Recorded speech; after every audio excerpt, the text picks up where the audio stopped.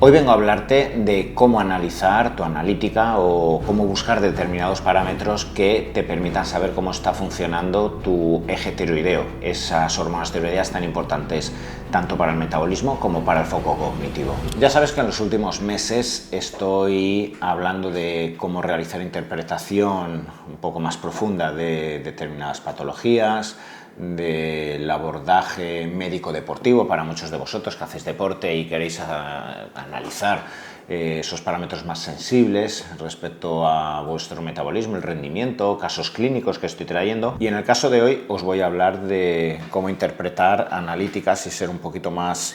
sensibles en esa interpretación en torno al funcionamiento tiroideo. Ya sabéis que tenemos una glándula tiroidea en la base del cuello que libera principalmente levotiroxina, hormona T4, que posteriormente a nivel periférico tiene una conversión a hormona T3, que es la hormona que finalmente ya realiza todas las funciones tiroideas en los tejidos periféricos. Tradicionalmente, siempre que se habla de las hormonas tiroideas parece que pensamos única y exclusivamente en el metabolismo. Y es cierto que cuando existe un hipotiroidismo, una ralentización en la funcionalidad o liberación y las concentraciones de las hormonas tiroideas, el metabolismo se ralentiza, hay menor lipólisis, se usa menos la grasa como sustrato energético, la persona tiende a engordar. Pero sobre todo lo que más llama la atención en una persona que tiene hipotiroidismo en realidad es la retención de líquido, el mixedema que tiene. De hecho, una persona con hipotiroidismo muy profuso se levanta por la mañana y tiene mixedema palpebral, o sea, tiene un edema en los párpados, los labios los tiene hinchados, parece que los pómulos se le han hinchado y a lo largo del día se va deshinchando, los anillos le aprietan a reventar y tiene las manos hinchadas por la mañana y a lo largo del día parece que se va deshinchando, algunos no se deshinchan. Y eso es lo que principalmente llama la atención en la estética de una persona con hipotiroidismo, pero realmente no hablamos de personas que suban 20-30 kilos de forma inexplicable. Cuando muchas personas dicen es que me han diagnosticado hipotiroidismo y tienes una obesidad mórbida o 15-20 kilos por encima, probablemente sí, te está influyendo el hipotiroidismo, pero también estarás consumiendo probablemente exceso de carbohidratos refinados, ultraprocesados, no harás deporte, no tendrás buena masa muscular. Otra cosa incluso, y esto yo sí que lo veo mucho en consulta, es que lo que empezó con cierto hipotiroidismo subclínico o un hipotiroidismo no bien diagnosticado, poco a poco generó cansancio, alteración de los biorritmos, poca aparente eficiencia del deporte y de la dieta, porque no bajabas esos últimos kilos, ya te dejaste y entonces luego ya fue una pelota, ¿vale? Entonces esto sí que es algo a tener en cuenta, ¿vale? Pero el propio hipotiroidismo no te va a hacer subir 20-25 kilos, a menos que hablemos de algunos hipotiroidismos con TSH que se van por encima de 40 o 50, como he visto en algunas personas. Pero es importante que, bueno, principalmente hablamos de 4 o 5 kilos por encima y la retención de líquido. Esto por un lado. Y por otro lado, importantísimo, las hormonas tiroideas se encargan de la eficiencia del funcionamiento del sistema nervioso, el foco cognitivo, la concentración, la interrelación de ideas, esa sensación que tenemos por la mañana de levantarnos rápido y enseguida en pocos minutos estar haciendo cosas incluso alegres con dopamina, eso depende parcialmente mucho de la funcionalidad de las hormonas tiroideas. La T3 activa esa liberación de catecolaminas, especialmente por la mañana, y te permite estar frenético, con más libido, con más pasión, con más memoria, interrelación de ideas, capacidad de entrar en las reuniones y comerte el mundo. Y por eso una persona con hipotiroidismo es que no arranca, es que se toma cafés y cafés por la mañana, Red Bulls, hace deporte y es que se duerme, se le cae el press banca encima y luego te das cuenta, miras los niveles de hormonas tiroideas, de TSH, y dices, al menos parcialmente esto te está afectando. Así que sobre todo esas dos variables, la variable metabólica y la variable del sistema nervioso, que es muy importante vigilar porque parcialmente se encuentran vinculados a las concentraciones y funciones de las hormonas tiroideas. Hablemos ya de cómo analizar tu analítica, ya no solo relativamente a las hormonas tiroideas, sino también al resto de parámetros que nos van a indicar cómo tu organismo puede estar generando un desequilibrio en la funcionalidad de las hormonas tiroideas y que desde ahí sepamos encontrar la etiología, la causa de quizá el hipotiroidismo por el cual estás cursando. En primer lugar, la TSH. La TSH ya sabemos que es la hormona que libera la hipófisis y que le indica a la glándula tiroidea que tiene que liberar hormonas tiroideas. Y es muy importante que entendamos cómo suelen funcionar las mediciones de la TSH, porque han variado en las últimas décadas, en los últimos años, según laboratorios, según países. Normalmente la medición aproximada que vais a ver en los laboratorios, la horquilla de la TSH, es entre 0,5 y 4,5 microunidades internacionales por mililitro. Si la TSH se encuentra muy disminuida, eso significa que la hipófisis está reconociendo que existe mucha concentración de hormonas tiroideas y entonces está bajando la cantidad de producción de TSH. Esto ocurriría cuando la glándula tiroidea está liberando muchísima cantidad de hormonas tiroideas, como en el hipertiroidismo, en la enfermedad de Graves, o porque estás tomando demasiada cantidad de levotiroxina, de Eutirox, por ejemplo, o de T3, entonces baja la cantidad de TSH porque no necesitamos que la glándula tiroidea siga funcionando. Pero ¿qué ocurre cuando tenemos una baja concentración de hormonas tiroideas en el organismo? La hipófisis va a reconocer que necesitamos mayor cantidad de producción de hormonas tiroideas y entonces la TSH empieza a aumentar porque la glándula hipófisis tiene que liberar más cantidad de TSH para que actúe sobre la glándula tiroidea y empiece a producir hormonas tiroideas. Entonces vamos a tener esa horquilla entre 0,5 y 4,5, pero fijaos, hace 25 años cuando yo estudié endocrinología en la carrera, el margen superior estaba entre 8 y 10, que es lo que me indicaron en la carrera. Ya conforme han ido pasando los años y he ido viendo los paneles que los laboratorios mandaban de mis pacientes, he ido viendo cómo muchos han ido bajando con las décadas. 6, 5, 4,5, 4, 3,8 he llegado a ver en algunos laboratorios como máximo de la TSH, y la realidad es que cada vez hay más divulgaciones donde se indica que la TSH debe encontrarse en un rango entre 0,8, por debajo ya incluso existiría ese riesgo de hipertiroidismo, exceso de adrenalina, taquicardias, fibrilación auricular cuando la TSH ya es excesivamente baja, etcétera, ¿vale? Entre 0,8 y 2. Ese sería el nivel idóneo de una persona de edad joven, con flexibilidad metabólica, con homeostasis del metabolismo y del sistema nervioso, y a partir de 2,5 ya se indicaría o ya se asume que podríamos encontrarnos en un hipotiroidismo subclínico. Y si os dais cuenta, cuando una mujer se queda embarazada, a las 6-8 semanas cuando se mira una analítica, los valores de TSH pone si se encuentra en el primer trimestre de embarazo o aunque no estéis embarazadas. En muchos laboratorios, incluso en un hombre, le pone si esta analítica es realizada en el primer trimestre de embarazo y pone que tiene que estar por debajo de 2,5. ¿Eso qué quiere decir? Que el estándar ideal debe estar por debajo de 2,5, que es lo que nos indica que la funcionalidad tiroidea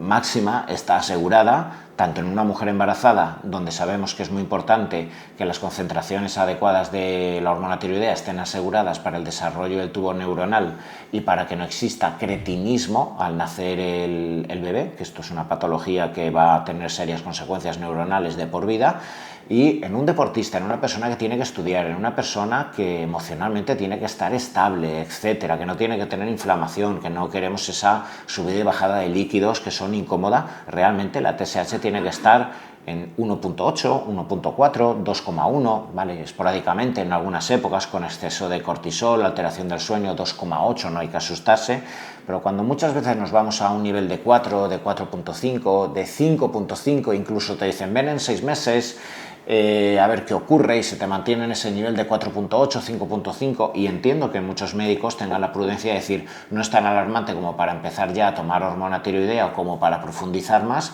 Bueno, esto es lo que ocurre en realidad con casi todos los parámetros de las analíticas sanguíneas. Las horquillas son muy altas porque estamos hablando de las medianas donde se encuentra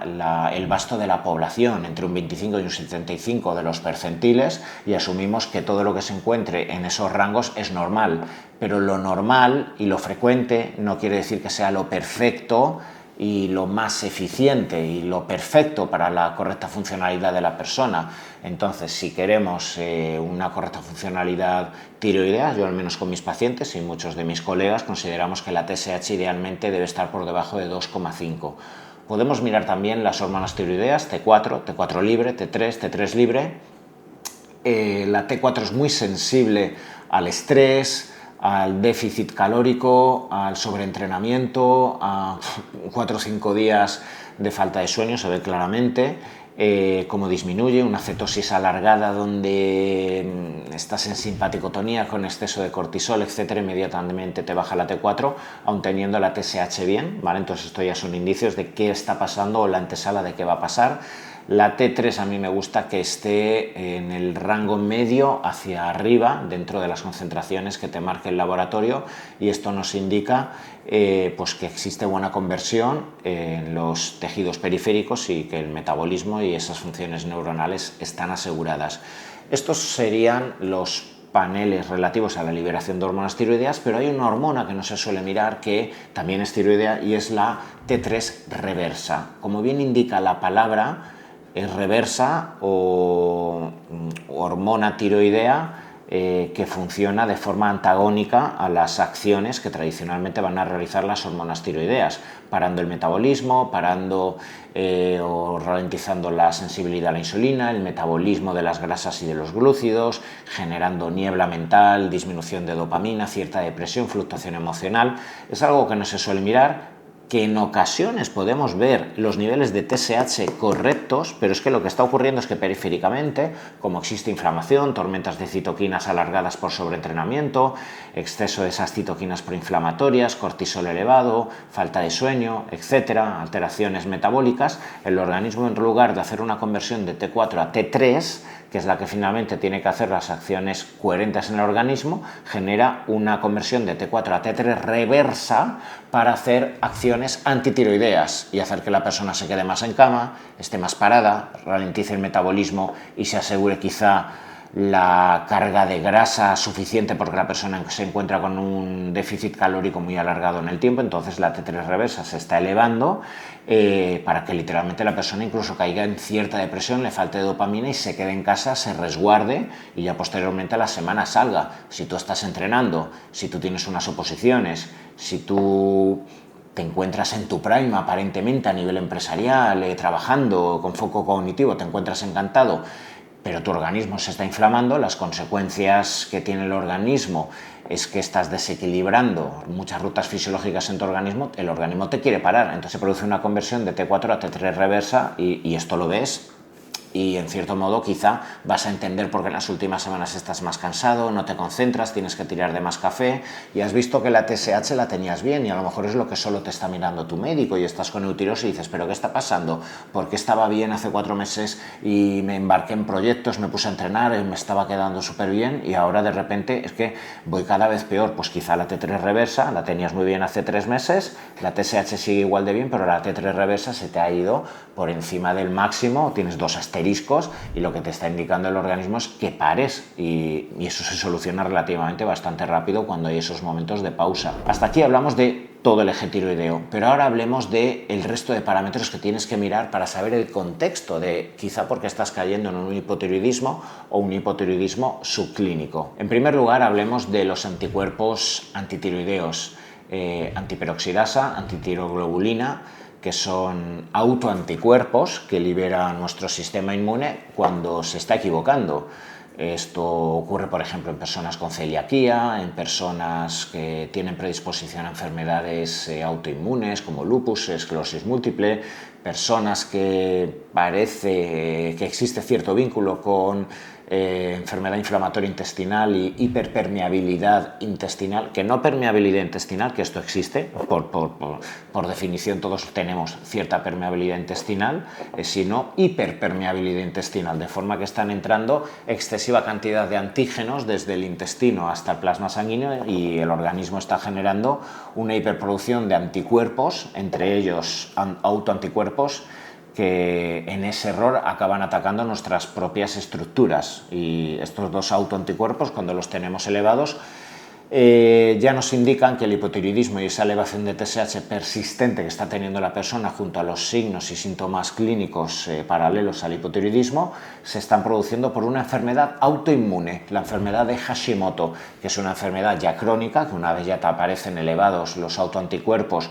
pues es muy poco reversible en cierto modo. Tampoco es lo mismo tener autoanticuerpos cerca del límite. Hay muchas personas que yo he visto que relativamente mejorando el entorno intestinal, los biorritmos, etcétera, parece que disminuyendo un poco las cantidades de consumo de gluten, de caseína, de soja, etcétera, parece que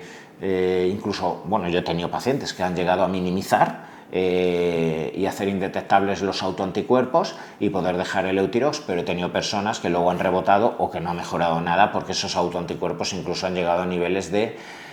2.000, de 1.500, que eso es una barbaridad cuando tienen que estar prácticamente indetectables. Bueno, esto ya nos indica que hay una patología autoinmune y que probablemente esto ya será definitorio para el resto de la vida de la persona, y por eso cada X tiempo se tiene que ir haciendo análisis para verificar cómo están sus hormonas tiroideas, la TSH, modular las dosis de Euthyrox, de T3 si está tomando, modular la dieta y el resto de aspectos que nos permiten verificar la dosis que tiene que tomar la persona. Hablemos del metabolismo glucémico, que es importantísimo, porque ¿cuántas personas me he encontrado con un aparente hipotiroidismo, con una TSH de 6, de 8, asumiendo incluso sin mirar los autoanticuerpos que tiene una enfermedad de Hashimoto? Esto será un Hashimoto, esto ya tienes hipotiroidismo, y ya se le empieza a medicar y no se le ha mirado el contexto. Puede ser que sea una persona que tenga la insulina excesivamente baja porque tenga un déficit calórico extremo, un trastorno de conducta alimenticia extremo. Puede ser que coma, pero no lo suficiente porque entrenas muchísimo y tienes un gasto calórico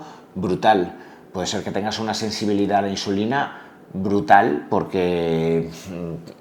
eres fisioculturista o haces CrossFit, aparentemente estás bien, pero estás en una época donde estás extremando, ¿vale?, tus entrenamientos, tienes el metabolismo y la sensibilidad a la insulina, tomando metformina, berberina, ácido alfa-lipoico, etc. Y esto está generando una bajada de insulina tan extrema que el organismo, que hace lo que os he dicho antes, genera una conversión a T3 reversa, se eleva la TSH porque además hay mucho cortisol, porque hay mucho estrés, mucha inflamación y junto con esa insulina pues la persona, lo que está ocurriendo es que pues está cayendo en un hipotiroidismo. Si solo damos Euthyrox, cubrimos los síntomas, la persona sigue haciendo lo que tanto quizá incluso le gusta en ese momento, entrenar al extremo, estar con un 7-8% de grasa en el hombre y un 15% de grasa en la mujer, pues este hipotiroidismo se va a ir agravando, va a tener que ir subiendo de Euthyrox y no estamos arreglando nada. Entonces, ojito, ¿vale? Pues bueno, si vemos una insulina por debajo de 4,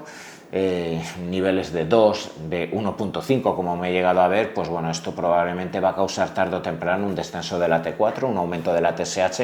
y la solución no es meter simplemente Euthyrox. Por otro lado, si nos encontramos con hiperinsulinemias sostenidas en el tiempo, por niveles de insulina en ayunas por encima de 10-12, junto a hemoglobinas glicadas por encima de 5.8, 6, aquí lo que se va a producir es una disminución en la conversión de T4 a T3. La TSH incluso puede estar bien, pero la T3 libre puede estar muy baja, y esto normalmente ocurre cuando la persona tiene hiperinsulinemia, síndromes metabólicos, y no existe buena conversión a T3. Y estas personas que quizá la TSH la tienen bien y están tomando Euthyrox son las que normalmente se benefician, aparte de remodelar la dieta, de incluir una pequeña fracción, una cuarta o una quinta parte de T3. Sigamos con el resto de parámetros que hay que seguir mirando. Bueno,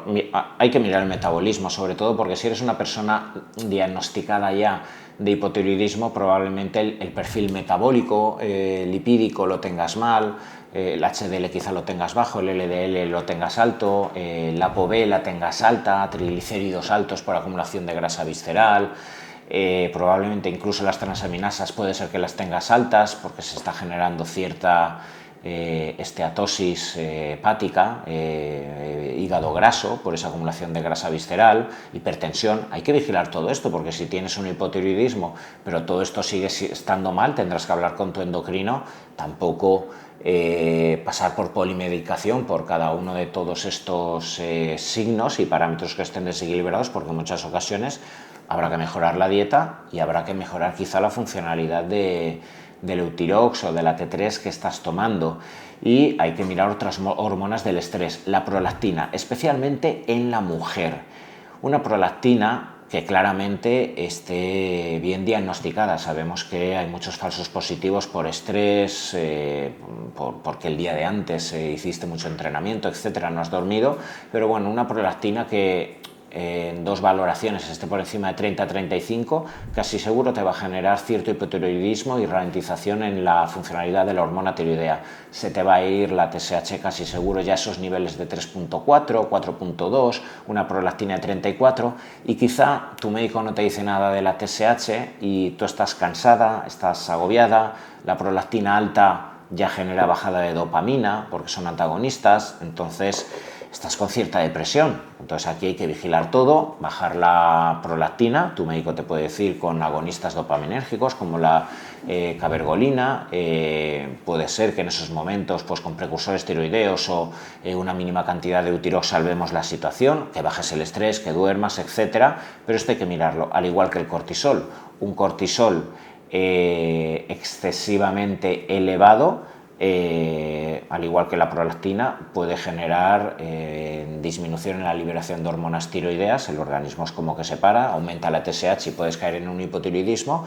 Y cuando existe una fatiga crónica y una insuficiencia suprarrenal donde el cortisol es justo lo contrario, venimos de muchos años de mucho estrés con exceso de cortisol y ahora caemos en una bajada de cortisol, aquí lo que ocurre es una falta de conversión de T4 a T3 y la funcionalidad en tejidos periféricos de las hormonas tiroideas no es adecuada y aumenta también mucho la T3 reversa, entonces es muy importante mirarlo. Ya vamos acabando y hay determinados parámetros que nos indican en cierto modo cómo están algunos oligoelementos,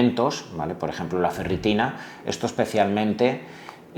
por dos situaciones, porque la ferritina especialmente en mujeres posmenopáusicas con síndrome metabólico, acumulación de grasa abdominal o en el climaterio y hombres a lo largo de toda su vida, cuando está por encima de unos niveles de 200-250, esto indica que hay cierta inflamación sistémica y si hay inflamación sistémica y citoquinas proinflamatorias, la funcionalidad tiroidea puede estar desequilibrada, pero especialmente para mujeres en edad fértil que están sangrando y una ferritina esté por debajo de 30-35 va a indicar que hay déficit de hierro y el hierro es fundamental para el correcto funcionamiento tiroideo y la conversión de T4 a T3, al igual que el zinc, lo podéis mirar. El magnesio intraeritrocitario no sirve el plasmático para verificar cómo se encuentran las concentraciones de magnesio y por desgracia falta mucho magnesio en la población activa, especialmente deportista, y el selenio. Bueno, estos son micronutrientes que son importantísimos para la funcionalidad tiroidea, al igual que la vitamina D. Si existe un déficit de vitamina D, probablemente va a existir un déficit en la producción de hormonas tiroideas y muy importante mirar la vitamina D y como siempre os digo e incido y la vitamina D biodisponible que es la 1,25 de hidroxivitamina D porque puede ser que estés funcionando con una concentración basal de vitamina D baja y tú creas que necesitas cantidades ingentes de vitamina D pero luego la 1,25 de hidroxivitamina D la tienes incluso alta. Entonces, sí, puede ser que esté bien tomar pequeñas cantidades de vitamina D, 800, 1200 unidades, para que el reservorio esté más alto, pero caer en el error sin mirar la 1,25 de hidroxivitamina D, de meter 5000, 10.000 unidades, cargas muy altas de vitamina D, te puede generar una hipervitaminosis y luego esto puede tener serios problemas. Y finalmente llegamos al último apartado que son los marcadores inflamatorios. No lo miran en todos los laboratorios ni mucho menos, pero si te encuentras con fibromialgia, cansancio, fatiga crónica, tienes una depresión de la cual no sales, te dicen que está todo bien, tu endocrino, tu médico te dice que la TSH está perfecta, la tienes en 1.4 y quieres ver qué está ocurriendo y ya quieres investigar la T3 reversa, quieres mirar todos los paneles y quieres mirar marcadores inflamatorios, la proteína C reactiva ultra sensible, muy importante, la ferritina ya te he hablado de ella, la interleuquina 6 y el factor de necrosis tumoral alfa. En situaciones donde exista una tormenta de citoquinas, incluso en deportistas, constante todos los días, personas que tienen síndrome metabólico y tienen una inflamación crónica de bajo grado, neuroinflamación, vamos a observar cómo están altas. Y aquí la funcionalidad muchas veces de la T4 no es correcta y hay mucha conversión a T3 reversa y de nuevo, si además observas prolactina alta, cortisol alto, etcétera, blanco y en botella. Descanso, no entrenes un mes, come más carbohidratos, duerme, habla con tu pareja, con tu jefe, vigila lo que tengas que hacer, ¿vale? Para generar homeostasis y equilibrio, porque te vuelvo a decir que la funcionalidad de las hormonas tiroideas es muy sensible al estrés. Hasta aquí te he hablado de cómo hacer una lectura profunda de los parámetros relativos a la funcionalidad tiroidea y los parámetros relativos a saber por qué puede ser que no esté funcionando tu tratamiento o por qué se está originando tu hipotiroidismo o tu hipotiroidismo subclínico. En los próximos vídeos hablaré de cómo trabajar un hipotiroidismo, ya sea a través de la medicación o a través de micronutrientes, dieta, etcétera, y seguiremos profundizando en esta temática de vídeos. Si te ha gustado este vídeo alrededor del hipotiroidismo y quieres estar más al corriente de temáticas en torno a la clínica, la suplementación, etcétera, no olvides suscribirte al canal.